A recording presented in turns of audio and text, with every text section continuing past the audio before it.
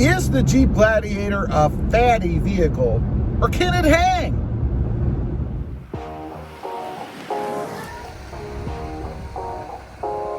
Well, good morning, everybody. How are you today? So is the Jeep Gladiator a fatty vehicle, or can it hang? Can it hang in there for the long run? Well, first of all, what do I mean by a fatty? That's F-A-D-D-Y, not fatty, F-A-T-T-Y. Is it a fatty vehicle? Well, what I mean by that is, is it something that's just out for the short term? Is it just something that's only going to be around for a little while? Jeep threw it out there to kind of, kick the other suppliers and the other manufacturers out there, just for kicks. Or is it going to last? Is it going to hang? Is it going to be around? We've had plenty of fatty vehicles over the years. The couple that come to mind right off, the Suzuki Samurai. Do you guys remember that? Kind of a Jeep-like thing. Cheap, gutless, poor quality. It was horrible.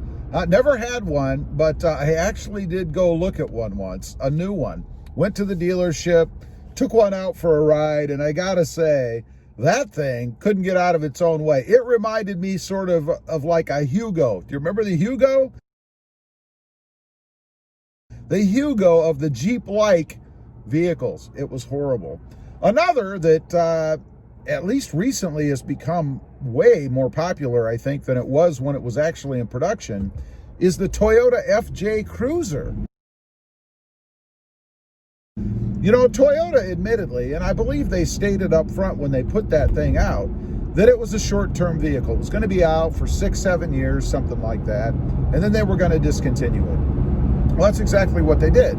They had it out for a few years, and then they got rid of it, and now in the aftermarket, or used car, used truck, used SUV, what do you call that thing? Market, it has become very popular, and the price has gone way up. If you had one of those or have one and have managed to hold on to it, you can get more money for it now than you paid for it. It's amazing. But that's kind of the definition of a fatty vehicle, I think. One it's just a fad. It's out for a little while. People jump on it. People buy it because it's new, because it's unique, especially with that Suzuki Samurai thing, and then it's gone. Fortunately, the Suzuki Samurai is gone, as well as the Hugo I mentioned, the horrible, horrible vehicles. Not so much the FJ Cruiser. But anyway, is that what's going to happen with the Jeep Gladiator? Well, the biggest thing that will determine that, of course, is going to be sales. I mean, there's no way that Fiat Chrysler is going to walk away or maybe run away from a vehicle that's doing well. So really, you and I are going to determine that, right?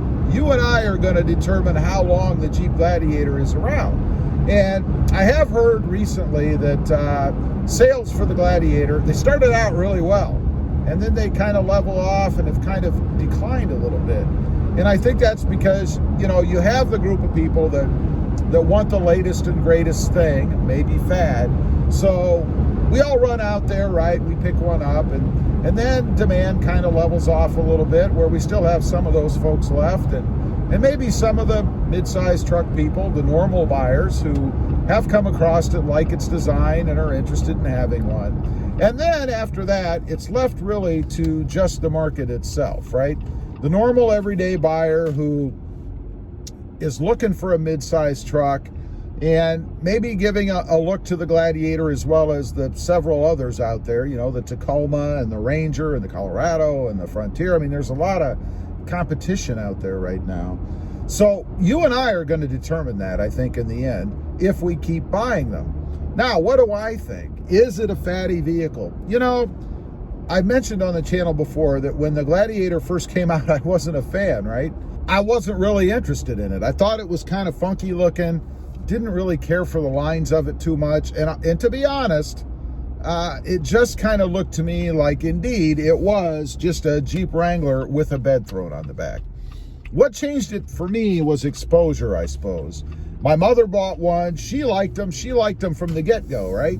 So she bought one, and that gave me more exposure to it.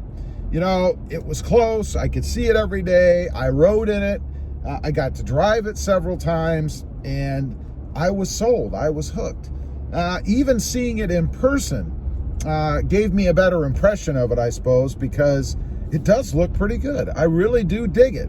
And it doesn't appear to me like it's just a Wrangler with a bed on the back. I mean, when you get inside and you get to experience the Jeep Gladiator as compared to the Wrangler, you know, my wife has a Jeep Wrangler, and I gotta say, while I love the looks of the Jeep Gladiator, I think it just looks awesome. The livability of it is horrible, and it's not like that in the Jeep Gladiator. You know, the Jeep Gladiator has great power, great acceleration, it handles well, it rides smooth, it's comfortable. I mean, there really isn't any downside to the actual vehicle, itself, except for that little nagging thing in the back of my mind, because it is a Fiat Chrysler product, and that is reliability. And I think, other than sales, what will really determine if the Jeep Gladiator, well, that's a heck of a bone, if the Jeep Gladiator lasts, if it can hang, is how reliable it is. You know, if they develop problems and people have to spend a lot of time in the shop and it doesn't get the accolades of the rating companies out there, which, by the way, recently it just did. One of the bodies out there just rated the Gladiator as pretty darn high. So that's a good shot in the arm for the Jeep Gladiator. But I think it has to maintain that. It has to be proven. And if the Gladiator doesn't do that, then that's going to bode poorly for it, I think. So from a Faddy standpoint, I guess what it really boils down to is obviously the buying community. Do they see the Jeep as a viable mid-size truck, a capable mid-size truck, which it certainly is, by the way. It's, I believe, best in class in the mid-size truck market for capability, towing, hauling, payload, all that good stuff. So it's got all the ingredients that it needs. It's just a matter of whether or not the buying public actually sees it as a real truck, because it certainly is a real truck.